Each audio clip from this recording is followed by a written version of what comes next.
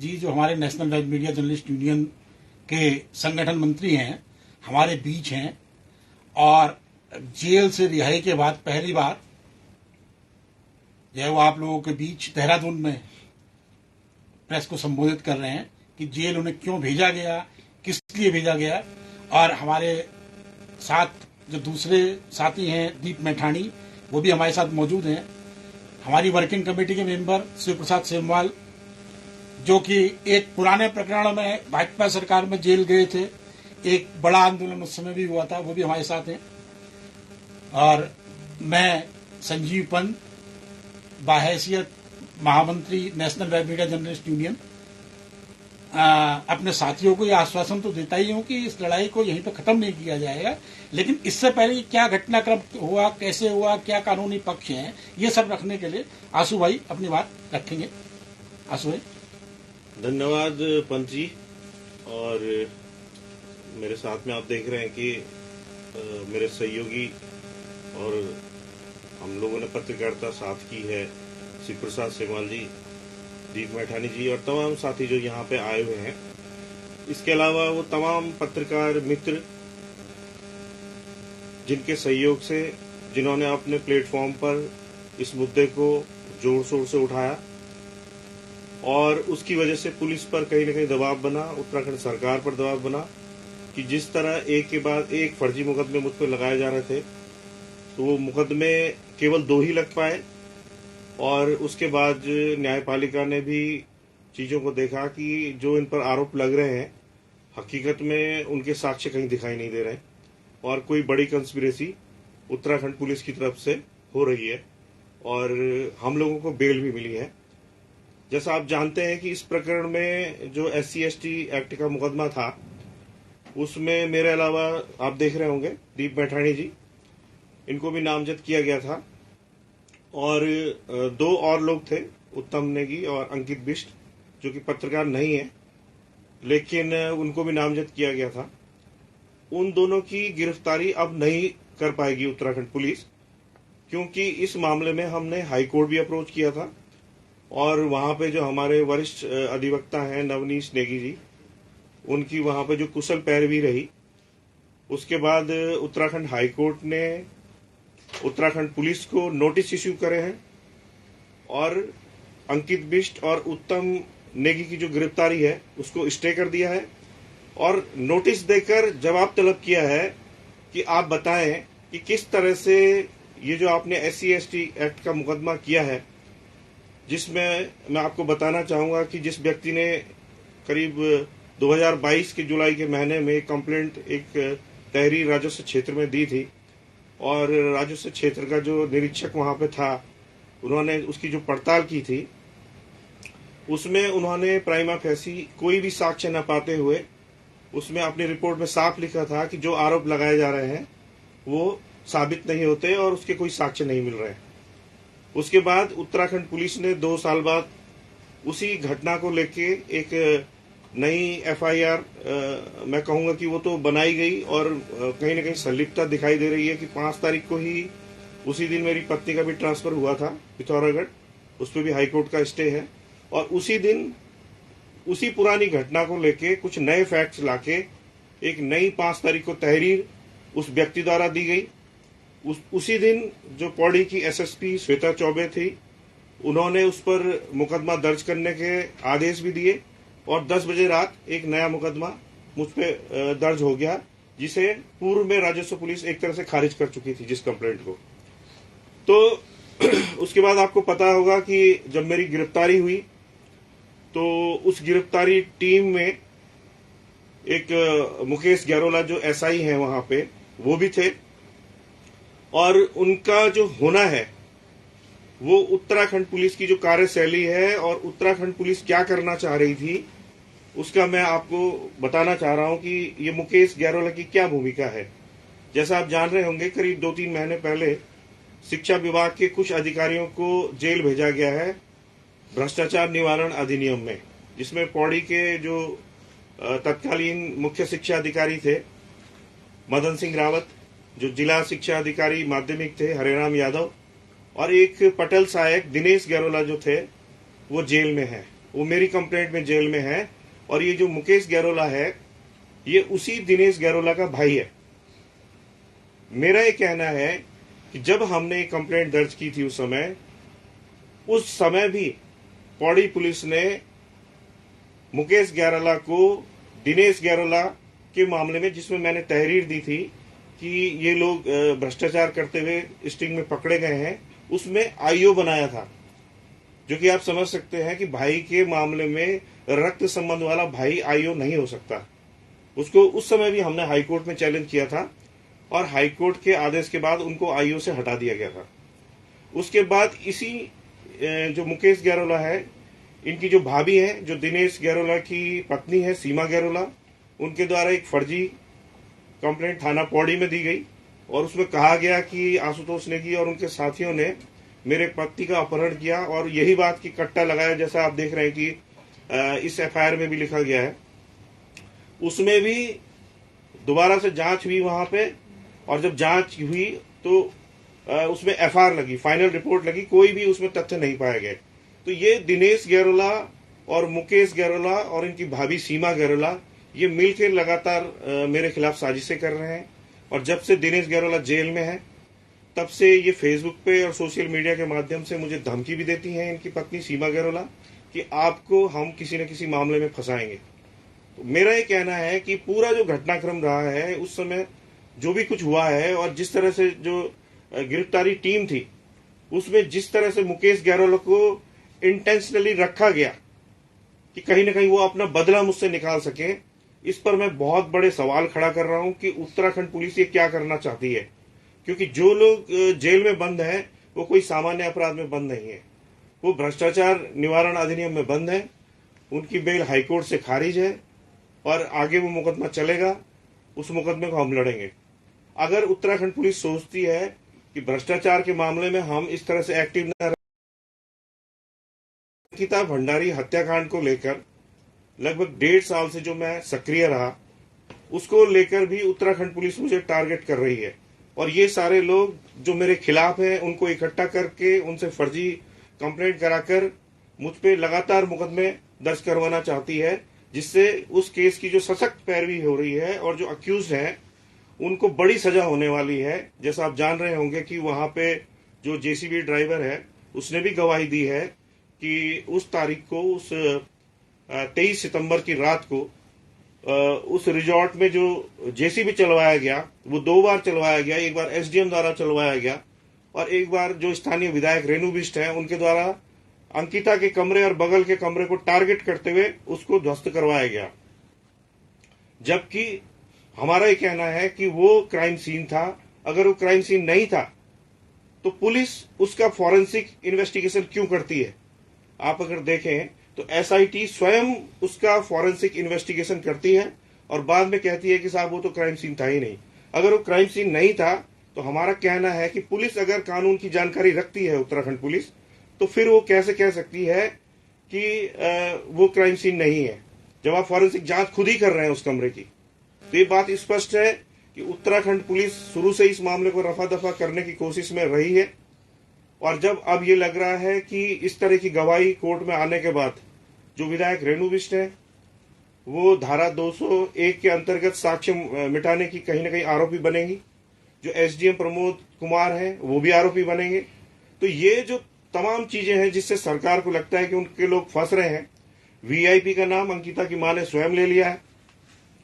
2 महीने से ऊपर इस बात को हो गया है और अभी तक न तो अजय कुमार, जिनको वीआईपी के रूप में जिन पर संदेह व्यक्त किया गया है, उनकी न तो कॉल रिकॉर्ड की कोई जांच की बात होती है, न उनकी व्हाट्सएप चैट निकाली जाती है। जबकि इस मुकदमे में जो पीड़ित पक्ष है, आप जान रहे होंगे कि अंकिता की भी पुरानी चैट निकाल दी गई, पुष्पदीप की पुरानी चैट निकाल दी गई और उनको उनका कैरेक्टर एसेसिनेशन किया गया कोर्ट के अंदर, उन पर तरह तरह के आरोप लगाए गए। तो जो पीड़ित पक्ष है उनकी तो आप व्हाट्सएप चैट भी निकाल ले रहे हैं, उनकी आप कॉल रिकॉर्ड भी निकाल ले रहे हैं, लेकिन जो आरोपी हैं, चाहे वो वीआईपी हैं, चाहे पुलकित आर्य है या सौरभ भास्कर है या अंकित गुप्ता है, इन लोगों की आप जो है कॉल रिकॉर्ड, इनकी लोकेशन, इनकी व्हाट्सएप चैट क्यों नहीं निकाल रहे हैं? जी कहीं इनकी जो एसआईटी की रिपोर्ट है, इन्होंने इनकी व्हाट्सएप चैट, इनकी कॉल रिकॉर्ड और इस तरह की चीजें अभी तक निकाल के सामने नहीं रखी हैं। इसका मतलब इस मुकदमे को रफा दफा करने के लिए उत्तराखंड पुलिस लगातार प्रयासरत है। और जब अब लग रहा है कि हमारी सशक्त पैरवी के बाद अब ये मुजरिम बड़ी जो सजा इनको पड़ने वाली है, और इन्हें लग रहा है कि क्योंकि ये अक्यूज जो है इसी सत्ताधारी पार्टी से आते हैं और इनको दिक्कत हो रही है कि इनको बड़ी सजा हो जाएगी, तो हमें खासतौर पे मुझे और जो हमारे अधिवक्ता भी हैं उनको भी तरह तरह से परेशान करने की कोशिश की जा रही है।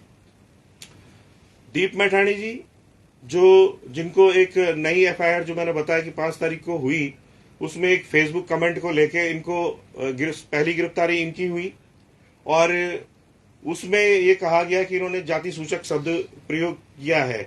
अगर आप उस कमेंट को ढंग से पढ़ेंगे तो वो एक हिंदी का मुहावरा है। अगर आप उस कमेंट को पढ़ेंगे, वो किसी पर्टिकुलर व्यक्ति को टारगेट करते हुए कोई इस तरह की गाली या इस तरह की बात नहीं है जिसे जाति सूचक कहा जाए। और उस मुहावरे को लेकर एक मुकदमा इन पे भी किया गया, इनकी गिरफ्तारी की गई और जब गिरफ्तारी हुई, इनका ये कहना है कि इन पर लगातार दबाव बनाया गया कि आप हमारे टारगेट नहीं थे, हमारा टारगेट आशुतोष नेगी है और उसको फंसाने के लिए हमें आपको गिरफ्तार करना पड़ा। आप अगर इस तरह के बयान दे देते हैं कि आशुतोष नेगी के बोलने पे आपने कमेंट किया या आप दोनों एक ही जगह थे और आशुतोष नेगी ने दीप मैठाणी का मोबाइल लेके उसमें वो वाला जिसको मैं कह रहा हूं कि जो मुहावरा है या जिसे तथाकथित रूप से जिसे कहा जा रहा है कि वो जाति सूचक शब्द था, वो आशुतोष नेगी ने लिखा है। तो मैं चाहूंगा कि दीप मैठाणी इस पर प्रकाश डालें, क्योंकि ये सारा घटनाक्रम जो है पौड़ी पुलिस का जो थाना है, वहां पे पौड़ी थाना है, जो शहर के अंदर जो थाना है जहां पे हम लोगों को वहां पे ले जाया गया, वहां पे इस तरह का दबाव बनाया गया। तो काफी मानसिक तनाव में भी दीप मैठाणी वहां पे रहे। शुरुआती 1-2 दिन में मानसिक तौर पे इनको इतनी ज्यादा डिस्टर्बेंस हो गई थी कि इनको नींद नहीं आ रही थी और ये समझ नहीं पा रहे थे कि अचानक इनके साथ क्या हो गया। तो दीप मैठाणी अपना जो भी इनके साथ हुआ उस बात की सच्चाई रखेंगे आगे। दीप मैठाणी जी। धन्यवाद अशोक भाई, और आप सभी साथियों का बहुत बहुत धन्यवाद इस प्रेस में आने के लिए। साथियों, हम पत्रकार लोगों के साथ आप सभी जानते हैं कि मुकदमे वगैरह लगना कोई बड़ी बात नहीं है, लेकिन इस पूरे मामले में जिस तरह प्रशासनिक इकाई की भूमिका रही वो बहुत ही संदिग्ध है और बहुत ही हैरान करने वाली है। क्योंकि जब मेरे को उठाया गया तो उस समय मैं राजभवन में था, राजभवन में कवरेज कर रहा था। राजभवन से मैं बाहर निकलता हूं और पुलिस के एक दरोगा, एक हवलदार और साथ में 2 एसओजी की टीम के 4 जवान मेरे को रास्ते में उठाते हैं, बिल्कुल एक आतंकवादी की तरह, जैसे दबोच लिया बिल्कुल एक चौक पे। ये बड़ा ही निंदनीय है। जबकि जो इस पूरे मामले के आईओ हैं, आईओ मेरे संपर्क में थे। आधा घंटा पहले वो मुझसे फोन में बात करते हैं कि मैठाणी जी आप कहाँ हैं, मुझसे मेरी लोकेशन पूछते हैं और मुझसे कहते हैं कि आप इस केस के लिए बयान दर्ज कराने कब आएंगे। मैं उनसे वादा करता हूं कि अब से 2 दिन बाद मैं आपके पास पहुंचूंगा, बसंतोत्सव खत्म होने के बाद। वो इस बात पे कहते हैं कि ठीक है, मैं आपका इंतजार करूंगा। लेकिन अगले ही पल 1 घंटे में मुझे गिरफ्तार कर लिया जाता है। तो ये बड़ी हैरानी की बात है और आपको सोचना चाहिए कि कैसे एक पत्रकार को, मैं एक पत्रकार हूँ पूरे देहरादून में, आप सब लोग जानते हैं, हम लोग साथ में फील्ड में एक साथ रहते हैं, लेकिन क्या एक अपराधी को भी इस तरह नहीं एसओजी पकड़ती है और हमें पकड़ रही है। ये बड़ा एक चिंतनीय विषय है हम पत्रकारों के लिए, क्योंकि ये स्वतंत्रता पे भी हमला है। और जब आप आईओ से बात कर रहे हैं तो एक तरीका है बात करने का, थाने में मैं जाकर जाता और वहां से अरेस्टिंग अगर होती तो वो भी बात अलग था। बैठा लिया गया, पूरा दिन मुझे ट्रेवल पौड़ी का कराया गया, मेरा फोन छीन लिया गया, घर से मेरे रात के 8 बजे ही संपर्क हो पाया जब मैं थाने में पहुंच गया। तो ये बड़ा ही हैरान करने वाला था प्रकरण की किस तरह से मुझे पकड़ा गया दूसरे दिन। और उससे पहले भी जो ये राजेश राजा कोहली है, जो कथित व्यक्ति जिसने SC/ST का आरोप हम पे लगाया हुआ है कि हमने उसे गाली दी, जैसे कि भाई साहब ने बताया अभी कि वो सिर्फ एक मुहावरा लिखा हुआ है। हाँ, थोड़ा उसको पर्सनल टॉक उसके साथ जरूर हुआ है हमारा, क्योंकि वो भी लंबे समय से लिख रहा था, विवादित कमेंट अपने वहां कर रहा था। और सीनियर है, हमारे बड़े भाई हैं, भाई हम पहाड़ी लोग हैं, भाइयों को बहुत मानते हैं, तो वो बदतमीजी कर रहा था, इसलिए मैंने आवेश में आकर के वो मुहावरा भी उसको लिखा। लेकिन सिर्फ एक मुहावरे के चलते इतना कुछ हो गया। इसके इलट हम लोग फील्ड में रहते हैं, रेप से लेकर के मार कुटाई तक की शिकायतों को लेकर के हम पुलिस प्रशासन के पास जाते हैं, लेकिन 6-6 महीने साल भर हो जाने के बाद बड़ी से बड़ी ठगी में मुकदमे दर्ज नहीं होते हैं। लेकिन मात्र एक फेसबुक के कमेंट के लिए एक पत्रकार को एसओजी की टीम गठित करके दबिश देकर के उठाया जाता है। ये आप अपने आप विचारणीय है, इस पर आप लोग भी संज्ञान लेंगे और सोचेंगे कि अगर ऐसा एक के साथ हो रहा है तो दूसरों के साथ भी होगा। पूर्व में भी हमने देखा है, सिमवाल जी हैं, चाहे राजेश भाई जी बड़े, किस तरह पुलिस ने ये काम किया। तो ये सोचना बहुत जरूरी है कि पुलिस क्या सरकार या प्रशासन या किसके दबाव में इस तरह काम कर रही है। मेरे सूत्र बताते हैं कि जिस समय मेरी गिरफ्तारी की गई उस समय live location SSP Pauri Shweta Choubey share कर रही थी। इतना बड़ा अपराधी हूं मैं, इतना बड़ा क्रिमिनल हूं मैं कि जो एसएसपी मेरी लाइव लोकेशन शेयर कर रही है वहां से टीम को। ऐसा क्या था इस पूरे मामले में, किसका दबाव था, ये सोचने वाली बातें हैं। इसके लिए आप लोग आवाज उठाएंगे तो शायद ये बात खुलेंगी आगे। साथ ही दबाव बनाया गया कि आप आशुतोष भाई का नाम लीजिए, उनसे कहिए, उनका फोन उनके पास था और उन्होंने ये कमेंट किए हैं, आपने कमेंट नहीं किए तो आपकी जान छूट जाएगी। ये बात जब पहली बार एफआईआर दर्ज हुई तो राजा राजेश कोहली ने भी ये बात मुझसे फोन पे कही, उसकी भी ऑडियो मौजूद है। क्या आप उनका नाम ले लो, मैं आपको बचा देता हूँ। यही बात थाने में एक व्यक्ति ने मुझसे आकर के कही जब मैं हवालात में था सुबह के समय। और पता नहीं वो कौन था, मैं उसको जानता पहचानता नहीं हूँ, लेकिन पुलिस थाने में आया तो कोई बाहर का तो होगा नहीं, प्रशासनिक इकाई का ही वो व्यक्ति रहा होगा। तो ये सोचने वाला विषय है कि कमेंट को आधार बना करके कैसे आशुतोष भाई को भी गिरफ्तार किया गया। 3 दिन बड़ी ठंड थी उस समय, खांडूसैन में पहाड़ी इलाका है। मैं जानता हूं कि मैं किस तरह वहां सोया। डिस्ट्रिक्ट कोर्ट के द्वारा आदेश दिया गया जेलर को कि इनको गर्म कपड़े की व्यवस्था करवाई जाए, बावजूद इसके मैं पहले दिन सिर्फ 2 पतले कमरों में सोया हूं। सुबह जो 7 के कैदी थे वो खुद हैरान थे कि रात भर बच कैसे गया यहाँ पर। तो ये सोचने वाली बात है कि किस तरह एक पत्रकारों को प्रताड़ित किया गया। तो इसके लिए आप लोग भी संज्ञान लें। और पत्रकारों की जो स्वतंत्रता है, जो हम एक पत्रकार सुरक्षा कानून की बात करते हैं, मैं उम्मीद करता हूं कि हमारी यूनियन भी इस पे करेगी। बाकी जो अन्य पत्रकार संगठन है वो इसके लिए आवाज उठाएंगे और भविष्य में जो पत्रकारों की जो नैतिक अधिकारों का हनन हो रहा है वो इस तरह ना हो। तो ये सारा मामला आप लोगों के सामने है। 3 दिन एक जेल सिंड्रोम का शिकार मुझे जेल में करना पड़ा, क्योंकि मैं समझ ही नहीं पाया मेरे साथ अचानक हुआ क्या। मैं तो प्रोग्राम शूट कर रहा था और रास्ते से उठा लिया गया। मुझे लगा मैं बहुत बड़ा अपराधी कोई हो गया हूँ। तो ये सब आप लोगों के सामने है मामला। अब इस पर भाई श्री प्रसाद शेमवाल जी कुछ बताएंगे कि क्यों पत्रकारों के साथ इस तरह का हनन इस प्रदेश में हो रहा है और किसके दबाव पे सब ये हो रहा है। तो शायद प्रकाश डालें बड़े भाई। ये जिस तरीके की कार्रवाई हुई है ये दुर्भाग्यपूर्ण है और जाहिर सी बात है कि ऐसा नहीं होना चाहिए। पत्रकारों पर मुकदमे दर्ज होते रहते हैं। मुकदमे दर्ज होना एक अलग बात है। अभी किसी को हमसे कोई शिकायत है, कोई मानहानि का मुकदमा कर सकता है, कोई भी जिन धाराओं में भी मुकदमा कराना चाहता है, जो भी उसको सूट करते हैं। लेकिन इस पे एक तो प्रॉपर इन्वेस्टिगेशन नहीं हुआ। जिस तरीके से कि पहले भी एक व्यवस्था थी कि भाई पत्रकारों को ऐसे गिरफ्तार नहीं किया जाएगा, उसकी थोरोली एक इन्वेस्टिगेशन होगी। और हम लोग ये भी मांग करते हैं कि पत्रकारों की एक अनुश्रवण कमेटी इस पे होनी चाहिए। जर्नलिस्ट से संबंधित जो भी उनसे संबंधित इस तरीके के मुकदमे होते हैं उनकी प्रॉपर जिस तरीके से प्रेस काउंसिल या इस तरीके से स्टेट में भी एक काउंसिल होनी चाहिए कि वो इनकी प्रॉपर समीक्षा करे, उनकी वो करे। क्योंकि कई बार ये होता है कि जिस तरीके से आशुतोष नेगी वाले इनके प्रकरण में हुआ है कि मुकदमा होने एक अलग बात है, उसकी मेरिट डिमेरिट से एक बिल्कुल अलग बात है, वो तो कोर्ट तय करेगा। लेकिन जिस तरीके से इनको ह्यूमिलेट किया गया और जिस तरीके से इनको बिल्कुल अपराधी की तरह घुटनों पे बिठा करके वो फोटो मानहानिजनक ढंग से जो है पूरी तरीके से प्रसारित की गई, ये अपने आप में मतलब उत्तराखंड के लिए भी दुर्भाग्यपूर्ण है, उत्तराखंड की पत्रकार जगत के लिए भी दुर्भाग्यपूर्ण है और पुलिस के लिए और सरकार के लिए भी ये दुर्भाग्यपूर्ण है। और जिस तरीके से जो ये पुलिस अधिकारी हैं अपना नंबर बढ़ाने के लिए या अपनी गुड बुक में आने के लिए इस तरीके से काम करते हैं, जाहिर सी बात है कि सरकार को भी ये समझना चाहिए कि इस तरीके से पत्रकारों को इस तरीके से प्रोजेक्ट करना, इस तरीके से उनके साथ व्यवहार करना,